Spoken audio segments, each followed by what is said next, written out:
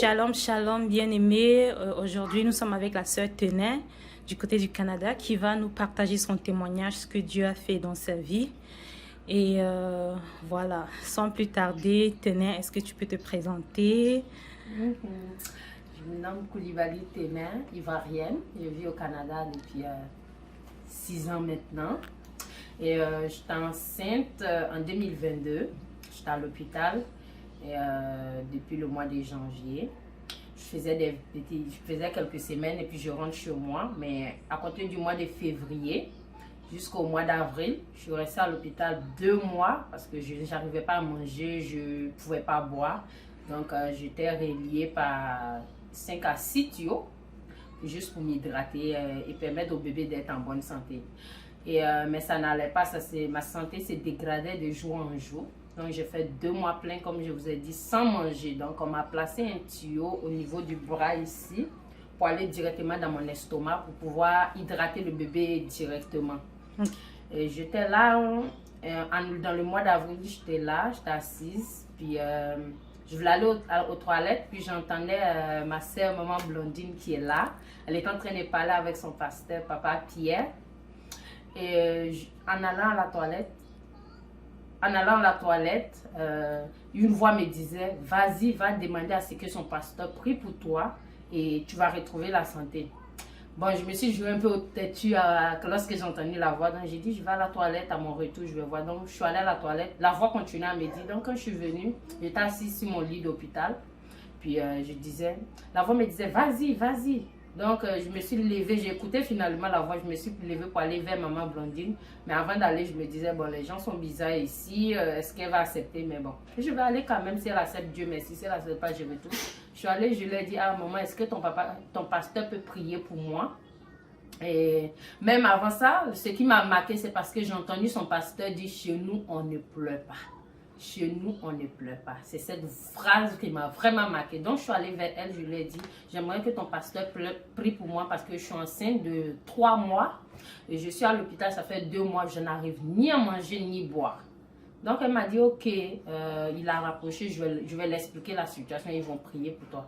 Donc, elle a rappelé le pasteur, papa Pierre, qui a prié pour moi. Et même à l'hôpital, j'ai senti comme ça, il y a eu des manifestations, j'ai senti que je commençais à me retrouver. Donc, papa a eu peur vu que c'était chez les Blancs dans l'hôpital. Donc, ils ont coupé la prière. Puis, ils m'ont ajouté dans le groupe de prières sur Messenger que je suivais.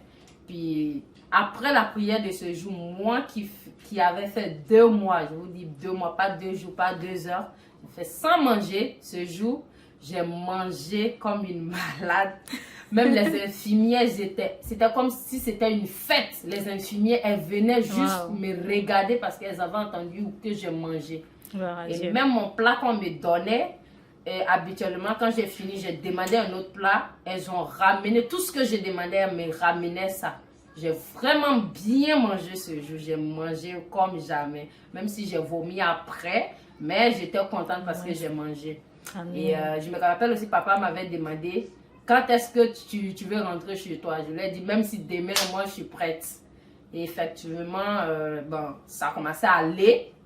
Puis les médecins ont dit, on ne peut pas te laisser, il faut faire des examens, tout ça. Même si ça commence à aller, j'ai commencé à marcher parce qu'avant, pour aller à la toilette, il fallait du soutien. J'ai commencé à aller à la toilette, me doucher toute seule, marcher dans le corridor. Je pense qu'une semaine après, ils m'ont libérée pour venir chez moi parce que j'avais fait 2 mois sans voir mes enfants. Ils m'ont donné 24 heures, je suis venue voir mes enfants. Quand je suis retournée, après les 24 heures, ils m'ont demandé si tout s'était passé bien. J'ai dit oui. Et donc, 2 jours après, ils m'ont libérée, je suis rentrée chez moi. Et jusqu'à aujourd'hui, me voici. Amen. Amen, amen, amen. Jusqu'à aujourd'hui, là, voilà, la gloire de Dieu, elle brille, je vous assure.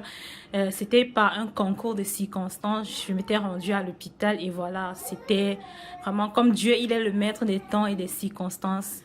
Donc, j'étais allée à l'hôpital justement pour elle, pour sauver Tenet. Je vous assure, c'est 2 personnes différentes.